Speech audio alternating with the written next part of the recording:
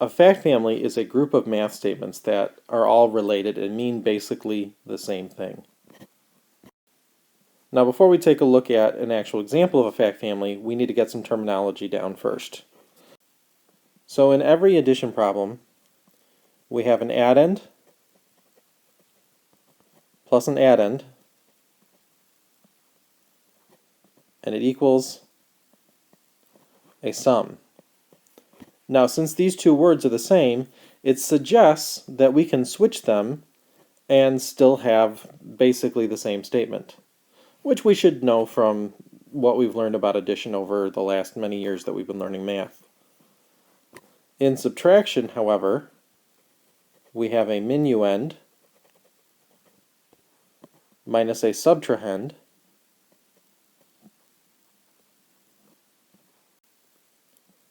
and the answer is the difference. Now, when we switch back and forth in our fact families from addition to subtraction, what we need to keep in mind is that the sum will always be the same as the minuend. Now let's take a look at an example. 2 plus 3 equals 5. So this is my addend, my other addend, and my sum. Now, in my fact family, I'm going to have a second addition problem. And whatever my sum was, it's going to stay the same. So that means this 5 will stay in the same spot. And just like we looked at up here, since these have the same name, it suggests we can switch them. And sure enough, 3 plus 2 does equal 5. Now, as I move on to subtraction, remember that the sum is the same as the minuend, which means my sum, my 5, will become my minuend in my two subtraction problems. So both of these subtraction problems are going to start with 5. So now we just need to fill in 2 and 3. So 2 and 3, 3 and 2. And there is my addition subtraction fact family. Once again, the key to this is the sum stays the same from addition to addition. The minuend stays the same from subtraction to subtraction, but the sum can change into the minuend as I go from addition to subtraction. So the sum becomes the minuend. Now let's take a look at a problem starting with subtraction.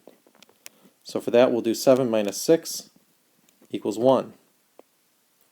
So here, since it's subtraction, it's the minuend that will stay the same. So for my next subtraction problem, 7 will still be that first number. Now my other two, my 6 and my 1, will switch places. So 1 and 6. So 7 minus 1, sure enough, is 6. Now I'm going to have two addition problems. So in my two addition problems, my minuend will become my sum. So my minuend, my 7, will become the sum for both of these. And the other two numbers just switch places. So I can have a 6 and a 1, and a 1 and a 6. And sure enough, 6 plus 1 is 7, and 1 plus 6 is 7. Now we'll take a look at multiplication division fact families. So for multiplication, it is always a factor times a factor that equals a product. And again, since these two names are the same, it suggests that they can switch places, and we still have basically the same statement. And then for division, we have a dividend divided by a divisor that equals a quotient. And very similar to addition and subtraction, my product is the same as my dividend. So hopefully you're seeing some connections there between the addition-subtraction fact families and the multiplication-division fact families. So let's take a look at an example. And we're going to go 4 times 3 equals 12. So, just like before, my product will stay the same. So for my second multiplication problem, my product, my 12, will stay 12. And as we suggested before, the two factors, since they have the same name, can switch places. And sure enough, 3 times 4 is 12. Now, as I move from multiplication to division, my product becomes my dividend. So that means my 12 will now become the dividend, that first number in the division problem. Now 3 and 4, just fill in the spaces. So 4 and 3, 3 and 4. Sure enough, 12 divided by 4 is 3, and 12 divided by 3 is 4.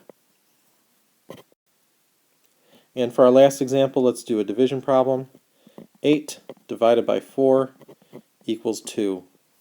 So since this is division, it's going to be the dividend that stays in place. So my 8 will still be first, and then 4 and 2 will switch places. So 8 divided by 2, sure enough, is 4. Now, as I move on to multiplication,